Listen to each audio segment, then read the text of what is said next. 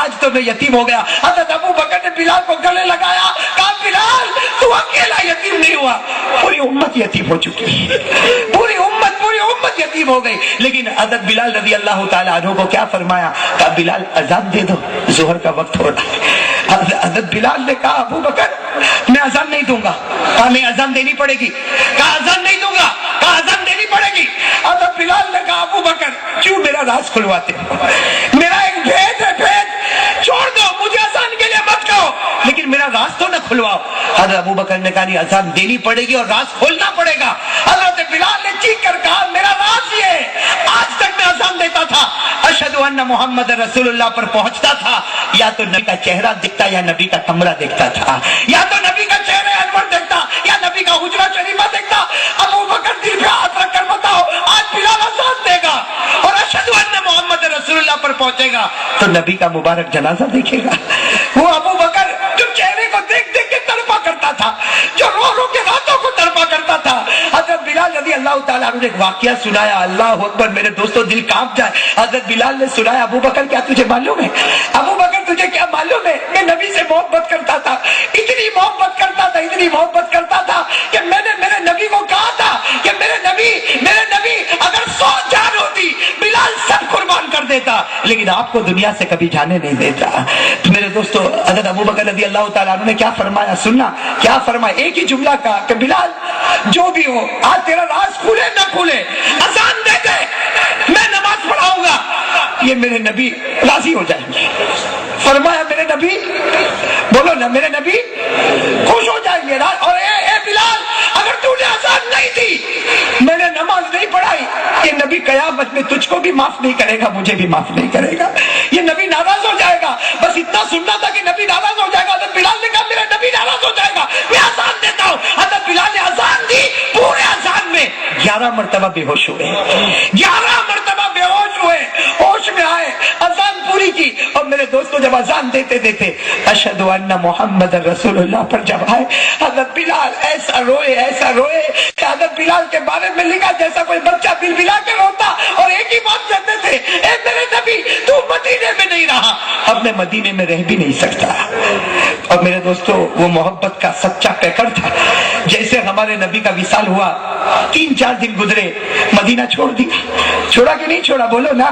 حضرت بلال نے مدینہ چھوڑ دیا, شام چلے گئے. شام 2 سال ہو گئے. کتنے سال؟ 2 سال ہو گئے. 2 سال ہو گئے ملک شام میں. سوئے حضرت بلال رضی اللہ تعالیٰ عنہ, سوئے. خواب میں ہمارے نبی آئے اور کیا فرمایا, ما هذه الجفوہ یا بلال اما آن لک ان تزورنا. ہمارے نبی خواب میں آئے اور کہا بلال کب تک مجھ پر ظلم کرے گا. ہمارے نبی خواب میں کہہ رہے بلال کب تک مجھ پر ظلم کرے گا. بلال نے خواب میں کہا میرے نبی میں نے کب آپ پر ظلم کیا. کہا 2 سال ہو گئے مجھے ملنے بھی نہیں آتا, 2 سال ہو گئے مجھے ملنے نہیں آتا, کیا تجھ کو میری یاد نہیں آتی. میرے دوستو خواب ختم نہیں ہوا اور حضرت بلال اٹھے, اونٹ پر سوار ہو گئے. اور میرے دوستو سوچو وہ عاشق, وہ نبی کا دیوانہ کیسے نکلا ہوگا. ملک شام سے اپنے اونٹ کو دوڑاتے اور ایک ہی بات, لبیک یا رسول اللہ, لبیک یا رسول اللہ. اللہ کے رسول بلال آ گیا, اللہ کے رسول بلال آ گیا. تہجد کا وقت تھا اور بلال مدینہ منورہ پہنچے. میرے دوستو بلال مدینہ منورہ پہنچے اور حدیث پاک میں جو لکھا میں کیسے سمجھاؤں. میرے دوستو جب بلال مدینہ منورہ آئے, حضور کی قبر مبارک سامنے, حضرت بلال کیا کہتے, میرے نبی تو نے مجھے بلایا میں آ گیا, میرے نبی تو نے مجھے بلایا میں آ گیا, تو نے مجھے یاد کیا میں آ گیا. اور قبر مبارک کی مٹی کو لے کر اپنے چہرے پر ملنے لگے, قبر مبارک سے لپٹ گئے, بہت دیر تک لپٹے رہے. پھر کسی نے گردن, کسی نے کندھے پر ہاتھ رکھا. حضرت بلال پیچھے مڑے تو حسن اور حسین کھڑے ہوئے.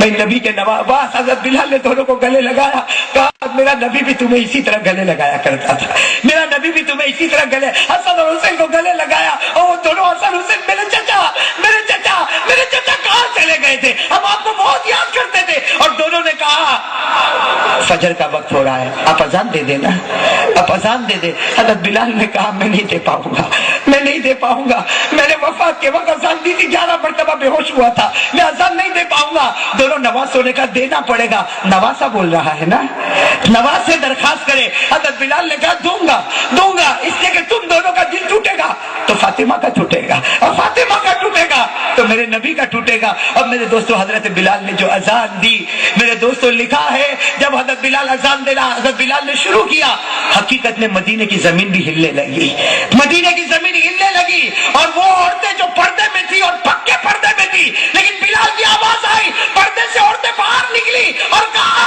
کیا ہوا, کیا نبی کا زمانہ واپس آ گیا؟ میرے دوستو یہ محبت, اللہ کرے بلال کی محبت کا ایک تھوڑا حصہ ہم نالائقوں کو نصیب ہو جائے. میرے دوستو جب کوئی سچی محبت کرتا ہے, حضرت بلال شام میں ہے, بھائی واپس چلے گئے, کہاں چلے گئے؟ شام, دمشق میں ہے, مغرب کا وقت ہے, حضرت بلال اپنی آنکھوں کو آہستہ آہستہ بند کر رہے, دنیا سے جا رہے, بیوی قریب ہے, بیوی کہہ رہی تم جا رہے ہو, مجھے اکیلا چھوڑ کر جا رہے ہو؟ کہتے بیوی ہنس لے, تیرا اور میرا بہت خوشی کا دن ہے. بیوی کہتی ہے کیسا خوشی کا دن ہے؟ کہا خوشی کا دن نہیں, دیکھ اپنی بیوی کو کہا انظری الی السماء, آسمان کی طرف دیکھ. وہ بیوی کہتی میں نے دیکھا تو اللہ کے رسول نے جنت کا دسترخوان بچھایا ہے, اللہ کے رسول نے جنت کا دسترخوان بچھا. بلال نے اپنی بیوی کو کہا سمجھ گئی, سحری تیرے دسترخوان پر کیا, افطار محمد کے دسترخوان پر کرو. اور میرے دوستو مغرب کا وقت آیا, فرمایا میرا نبی میرا انتظار کرتا, دسترخوان بچ چکا ہے, سارے صحابہ جمع ہو گئے. یہاں دمشق کی مسجد میں اذان ہوئی, یہاں بلال نے لا الہ الا اللہ محمد رسول اللہ پڑھا. میرے دوستو میں وہی ایک اذان, وہ تو نہیں, ایک نمونہ دے دیتا ہوں, دعا کرے اور اس کے بعد پھر دعا کریں گے انشاءاللہ. ایک بار اللہ کی آواز کو بلند کریں, سب لوگ ایک مرتبہ کہہ دو صلی اللہ. میرے دوستو یہ میں اذان جو دے رہا ہوں یہ تو میں اپنی دے رہا ہوں, لیکن دعا کرو کہ اللہ تعالی ہم سب کو اذان کی حقیقت نصیب فرمائے اور اذان دینے والوں کی خدمت کرنے کی